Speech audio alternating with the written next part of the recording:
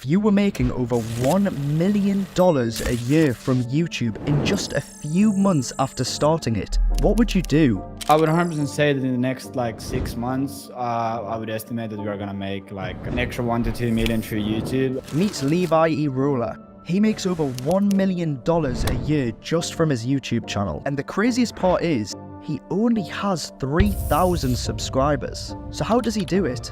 How has he built a channel that he says will make him several $1 million in just the next year? We'll make an extra few million in the next 12 months through YouTube. And more importantly, how can you as a business owner or a creator do the exact same and build a channel that makes you millions? Well, lucky enough, I was able to have a conversation with him and ask him these exact questions. We're going to be revealing all of this in this video, and you'll have the chance to steal his exclusive blueprint on how you can make millions of dollars a year from YouTube just like he is.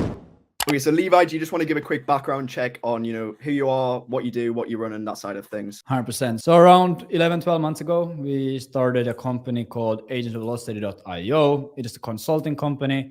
We help people build B2B lead generation agencies from zero or from whatever point, and we help them scale to multiple 6 figures a year. Also, some people have gone through 7, but I'm the founder and CEO of this company, and yeah, that's pretty much what we do. We started working together September time. What were things like then? I know AV was recently launched then, so what were things like then back in September? Yeah, 100%. Even though I am and our whole team is pretty much outbound guys, we still pretty much run AV through organic traffic, through a personal brand, because it's a little bit of an expertise service, so it's nice to do it organically. Back then I had 4,000 or 5,000 followers on Twitter, so nothing huge, a small email list. All of our traffic was coming from Twitter.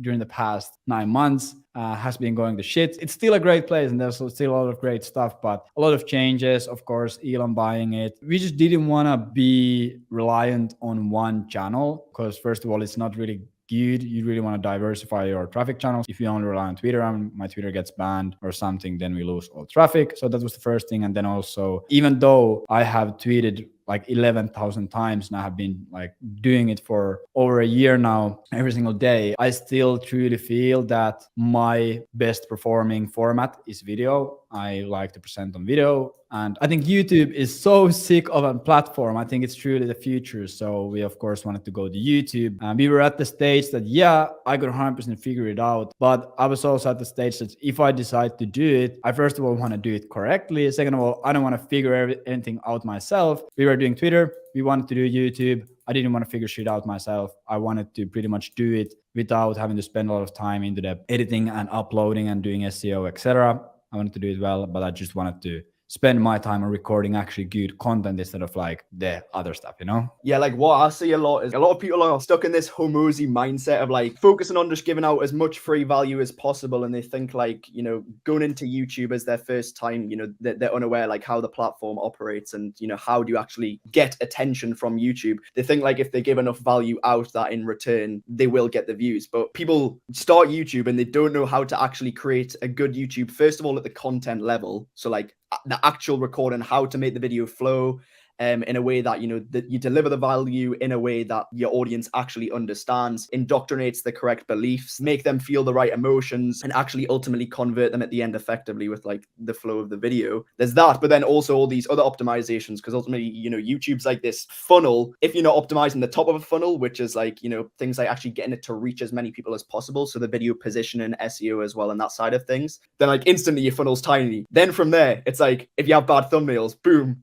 even smaller. It really operates like that. If you're going to start YouTube, then it just completely makes sense to optimize that funnel. And back in September time, what sort of revenue numbers were you doing around that time? We were doing around 60 to 70 a month. So obviously now we're recording this in June. What are things like now? What sort of numbers are we doing now? And just what are things like in general? Yeah, right now we are doing around the 130, 140 mark. Something to take into consideration that we haven't really been focusing on revenue growth that much. We are more focusing on backend and ops before we scale. So we are still a little bit on the building and testing and creating and figuring shit out phase. So the growth isn't that accurate compared to what we could have done if we just rev maxed hard. And actually, I would say that the bigger impact or bigger result that we have really achieved in the past 9 months is we have gone from fully having all of our lead flow come from Twitter to now probably like 70% of it coming from YouTube. We have really managed to diversify, and the diversification has been really well, even though the channel is big and our company is still extremely small, but we have done a pretty good diversification from Twitter to YouTube. 100%, yeah. If you were to give a rough number, how much cash collected do you think we're looking at from YouTube so far? Estimation 400,000 euros. It can be less, it can be more, but I would say that around 400k. I remember you sent a message a few months ago being like, you booked like 400 calls in 60 days or something like that. Yeah, it was from January and February. We booked around 400 calls, I think. How we pretty much run Agent Velocity is we do 1 or 2 months like we go hard, and then for 2-3 months we a little bit scale it down to make sure the ops don't break. We're a little bit going against the grain in the sense that a lot of people just focus on getting as much revenue as possible, but we are really focusing on it not breaking and it delivering great results. Probably like 30% of those calls came from YouTube. And it is a bit difficult to say the exact impact of YouTube because we have discussed it works as a nurturing mechanism really well as well. We are able to decrease the conversion window because people are able to go through and find the information and get the objections handled beforehand before they even hop in their call and before they're even ready to hop on a call through YouTube. And yeah, it books a lot of calls, but it also does a lot of work in the back end in nurturing prospects and creating goodwill and getting leads and all of that stuff. Yeah, like this is the thing, like you can 100% there's like that huge direct ROI there where like you can be like, okay, YouTube has literally caused this amount of booked calls, and like that amount like is significant, right? But it's also the case of like, you know, if you've got an audience of like a decent size, YouTube should literally just be a no-brainer, because even just, you know, directing that audience to YouTubers, if you've got a decent sized audience, it's going to convert people because it's just going to build that level of trust which you're unable to do with Twitter. And then, you know, there's other things as well, like sending it as like pre-call warming material. Like in a pre-call, you can just shoot them a YouTube video, which gets them even more like fired up to become a customer. Cold email campaigns, you can even use it in then as like assets, you know, running through sales letters. One of like the first videos we posted within the first month of working together, essentially the first 1 or 2 months, we posted that video and it was ranking at the top of YouTube search for your entire niche. It goes to show like at the content level how important the content level is, because like even though the audio was shit, it was like coming through your AirPods on Loom and like you've got all these optimizations which help a ton. But like one of the biggest things ultimately goes down to, in this type of video, right, is SEO. So, you know, basically making it clear to YouTube which terms this video has the potential to rank for, and then viewer satisfaction, which is what indicates to YouTube to which extent the video should rank for this term. So even with all these like optimizations not being made on this video because, you know, the audio was bad and like it was just a Loom, etc., because it was so good at the content level, viewer satisfaction ended up being high. So as a result, it's now ranking at like the top of YouTube search 8-9 months later. I want to ask as well, like how quickly would you say you did start seeing results from YouTube in terms of like, you know, getting those first few boot calls and then that side of things? 100% in the first month. I can't remember, like I was living in the jungle of Bali back then and I was extremely busy. There's like no chance for me to even look into it then, but I'm 100% sure it was in the first few videos. Also, a big thing that people forget about on YouTube is they just see YouTube as creating YouTube content. They're like, yeah, I'll just fucking create YouTube content. And if they have an offer, they just plug the offer and boom, that's it. But like people don't really realize the fact that it's, at least for us, it has been a long optimization process on what kind of content and what kind of words and what kind of things we need to say on the content. So in order to get the people who we want to book calls, because at the end of the day, every company's success is based on the customers that you get in. If you get the wrong type of customers with the wrong mindset or wrong approach or wrong state of their life, you're just going to get bad results and your company is going to crash over time. So it's also a long optimization process on what kind of content you need to do in order to get the exact people who you want to see it and book calls and be able to like identify with those people. Perfect. So it is a long process, and that's also great when working with someone who is able to handle all the editing side and the SEO side, etc. Because like otherwise we wouldn't have the opportunity to focus on that, which at the end of the day is the biggest needle mover, like the content and how to position it in the market. So like a few months ago, we really started to hit the type of audience who we want. Yeah, that's a big thing, as well as like, if you did have to do all the optimizations yourself with the edit, not only would it take away from the content level, but it would also have like an additional negative impact to where like it would make the process a lot more tiring, which is honestly why a lot of people don't continue with YouTube, because like editing can take like 5, 6, 7 Yeah. hours. It depends on the video. It can take much longer as well. And it just adds friction. You don't want to do it, Yeah. Like if I would have to, like I would not be doing 3 long form videos a week if I had to do it myself, like the whole thing. There's no way. Yeah. It would be impossible. I would hate it. Yeah, there just is so much friction there with these other parts. And like you can 100% see results as well with none of these optimizations like that. Like, Yeah, I can take that for you. Like you will, like at the content level, if like your videos are actually good, eventually you will see it. But like it's just astronomical, with the optimizations and that side of things.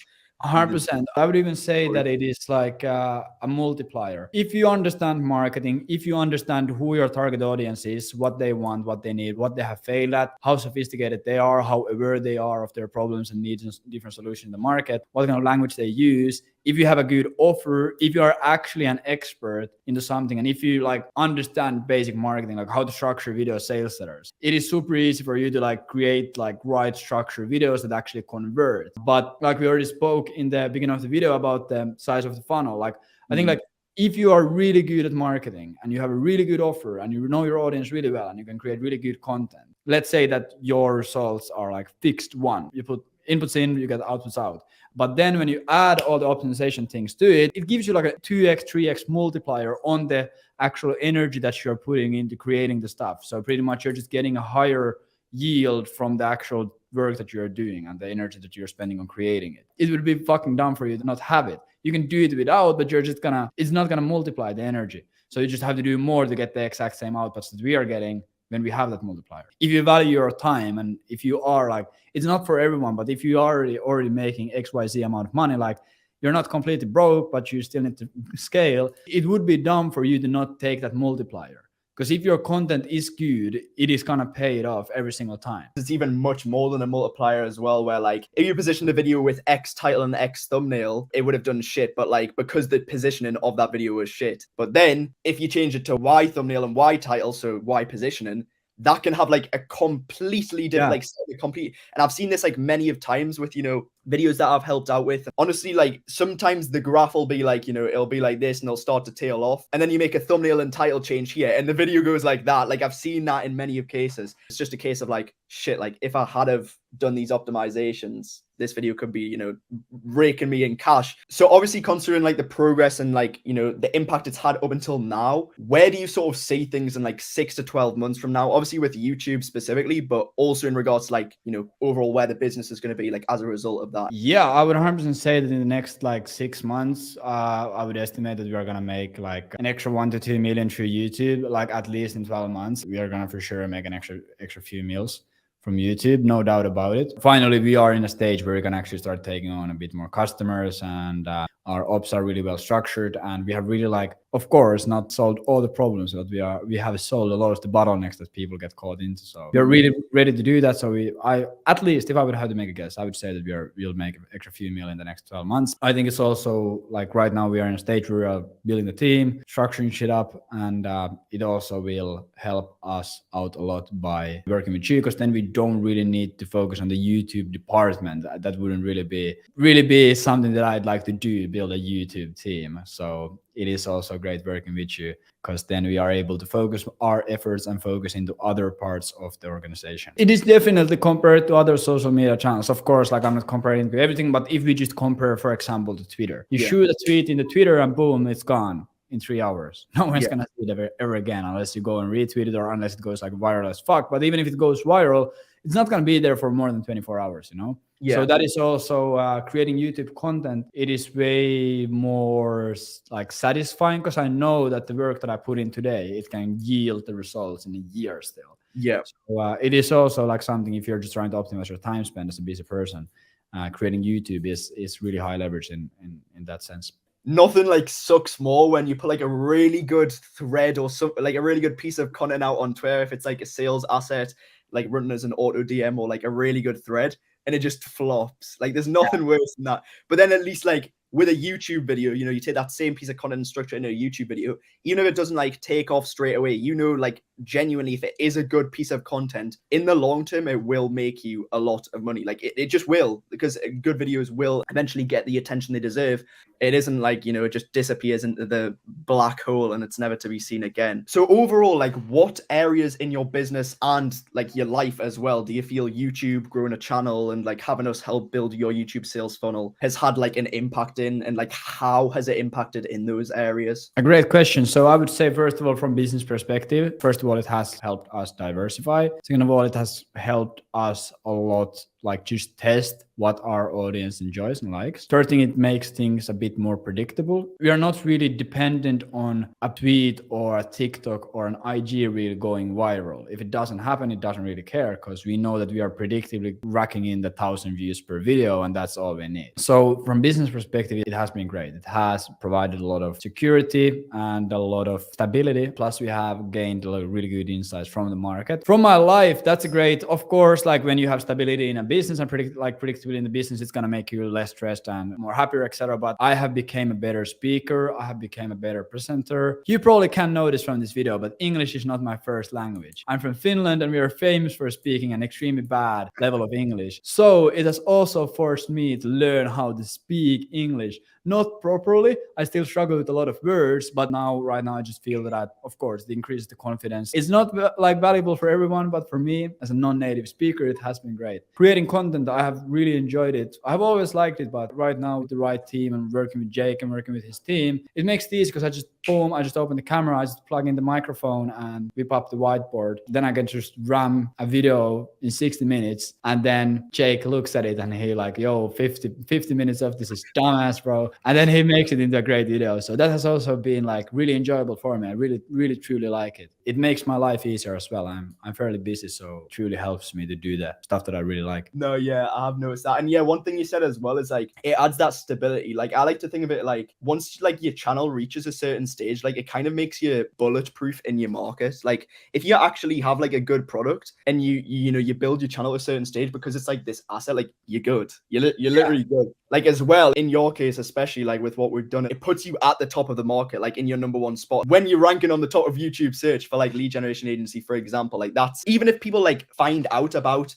this lead generation agency business model through somebody else, when they go and like dive into that process deeper and they search, okay, lead generation agency, let me find out more about it and learn how I can actually build one. You're the guy who just steals them. Yeah, that is one of the best things. We don't have many competitors because they know that they can't really compete. But we have the few people who are trying to copy us. So it is great. They're just spreading awareness, and because our YouTube channel is already at a great stage, so we are way more likelier to convert the people they initially get educated on the model on. So like you said, it is a really valuable conversion asset that you have like firing off in the World Wide Web at all times. Nothing else is a better salesperson than video, because it has infinite leverage. You can sell to 1 million people at once if you have a great video, and it's working 24/7, never demands pay raises, never gets sick. Just in general, I think video and video sales letters, it is the best way to market. It is literally just having a video that pops off that you can use to sell on like your offer. It is just crazy. It is absolutely amazing. Yeah, it's so huge. And yeah, because like obviously you send like your videos as well to like your email list and that side of things as well, which converts people as well. With the competition as well, instead of like competition taking market share, they're actually like helping you. Like it's like benefiting. 100%. I love people who copy our stuff. It will help us way more than it will. It brings people into the market, but then they ultimately go to you anyway because of like the authority you have. What is the impact on quality of lead flow from doing YouTube? It has so many different variables on what kind of lead quality you get. Of course, if they have gone through 5 of your videos, they're going to be more nurtured to buy from you. They already feel that they know you, they're more ready, they know your offer better, they probably have already gotten some of their objections handled. So they are more in a ready state to buy, but it won't matter if the lead who has booked a call isn't the right person. But YouTube for sure has a high potential for you to generate really high quality leads if you know how to do it. If your marketing message is right, and if your funnel is right, and if your offer is right, the closing rate is pretty much everyone who is qualified should almost be closed. Like at least like over 60-70%. And if they have gone through a lot of YouTube videos, they for sure are easier to close. No doubt about it. Cool. Yeah. So that was amazing. So if you want your YouTube sales funnel built for you, you want to become the number one in your market, and you want to build, your YouTube channel to generate you 30 to 50k a month and beyond in additional revenue, go to viewstoclients.io and you can, go through the stuff there, have a look at the case studies and book a call as well. And if it makes sense, we can potentially work together. And just before the video ends, remember that exclusive blueprint that I mentioned at the beginning of the video? The one that literally reveals how you can make multi-7 figures and even 8 figures from YouTube, just like we're helping Levi do. Well, to reward you for watching until the very end, I've secretly left a link to it in the description of this video, as well as in the pinned comment. You can scroll down there right now to get it, because I'm not going to keep this public forever. You see, I want to keep everything exclusive for the select number of people that are able to get their hands on it. So go to the link in the description or in the pinned comments to get it for free right now while it's still there. And if you found the video valuable, like the video, subscribe, and comment what was the biggest thing that you learned. Also, YouTube thinks you'll like this other video on your screen right now, so I'd recommend clicking it because there must be a reason why YouTube thinks you'd like it.